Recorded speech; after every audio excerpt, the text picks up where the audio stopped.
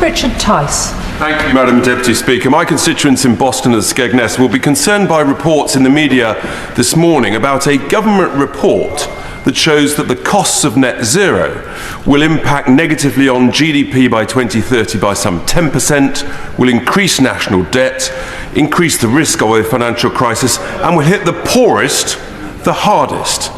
Given that this report was suppressed from the Department of Business and Trade by the previous government, and given this government's enthusiasm for transparency, will the Leader of the House confirm that this report will now be released to the public to enhance a debate on this issue? Leader.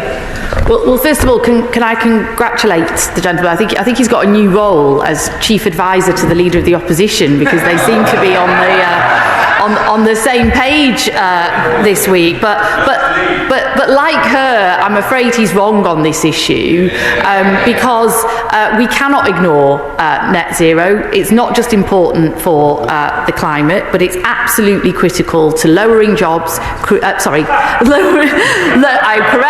Lowering bills, creating jobs, creating the energy security that we need. Richard Tice's intervention in Parliament raises an issue that cuts to the heart of the net zero debate, a debate that many in government circles seem all too eager to stifle.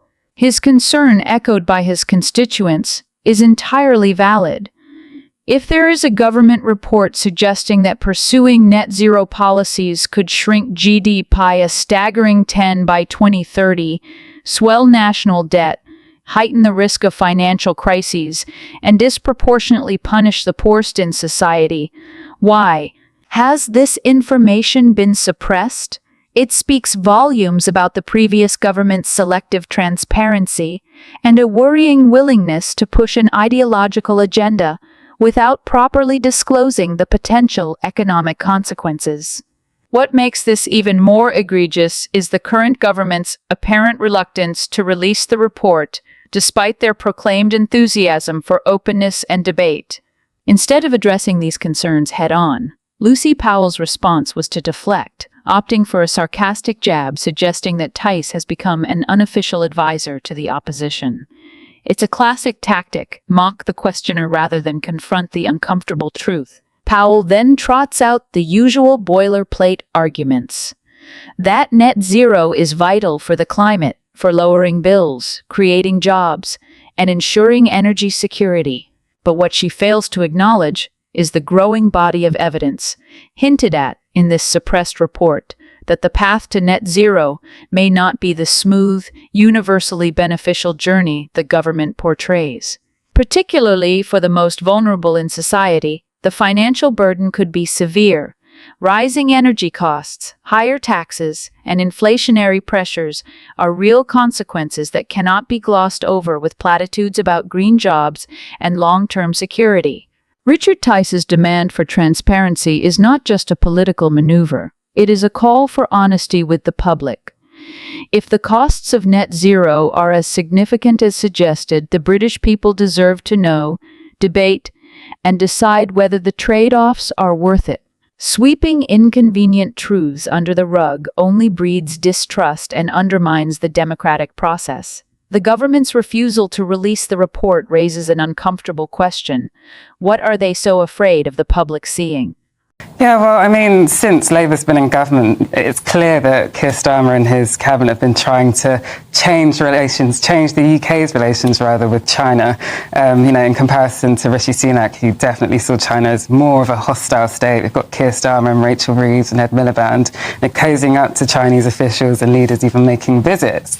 And now we've got the former Conservative Party leader, Sir Ian Duncan-Smith, saying something that many MPs across the House believe in, that Labour seems to be bending the knee to a totalitarian state by allowing China to produce our solar panels that are going on top of infrastructure like schools and hospitals. It's really quite interesting. It alarms many people. I mean, there are wider questions of economic security and wider production. Why can't we have more of this built in the UK? I mean, it could have obviously, boost jobs and boost growth here. But I mean, it's one of the arguments in favour of net zero made by this government is, as you say, it's supposed to wean us off insecure fossil fuels from potentially hostile states and outside, off our own shores. And yet here we are, taking all these solar panels from China. It sort of defeats the purpose of the entire enterprise, doesn't it, Lauren? Yeah, well, it's really hard to manufacture things in this country. It's really expensive. The cost of doing business is extraordinarily high.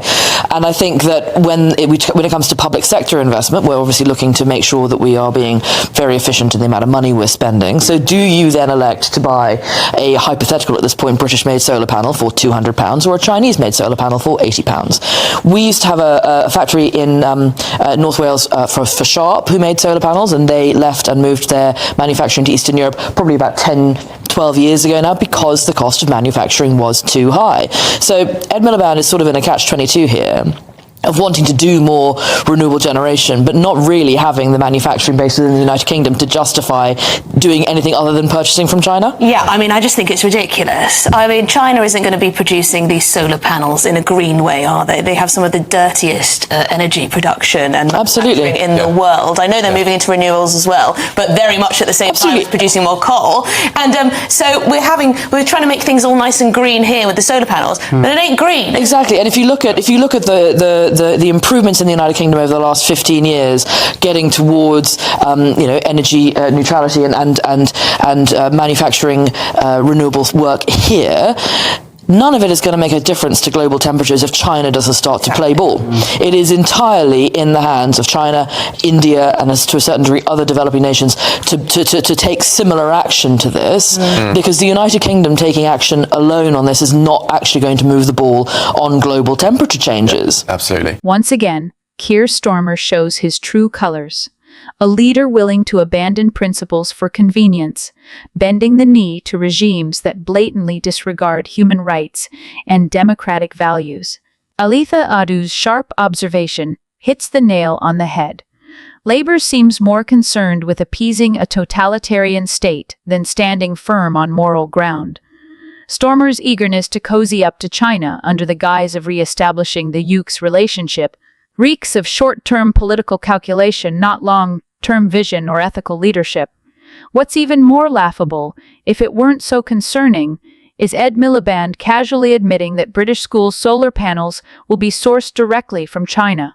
So much for Labour's hollow talk of supporting local industries, ethical supply chains, and green initiatives rooted in fairness. Instead, they're all too happy to turn a blind eye to the exploitation, forced labor, and authoritarian control embedded within Chinese manufacturing, just to tick a few boxes on their climate agenda. Starmer's Labour isn't leading, it's capitulating. It's a pathetic spectacle, presenting themselves as defenders of rights and justice while quietly outsourcing Britain's future to a regime that embodies the very antithesis of those values. One can't help but wonder, where exactly does Labour draw the line? Or has Starmer's desperate hunger for power eroded every shred of principle the party once claimed to have?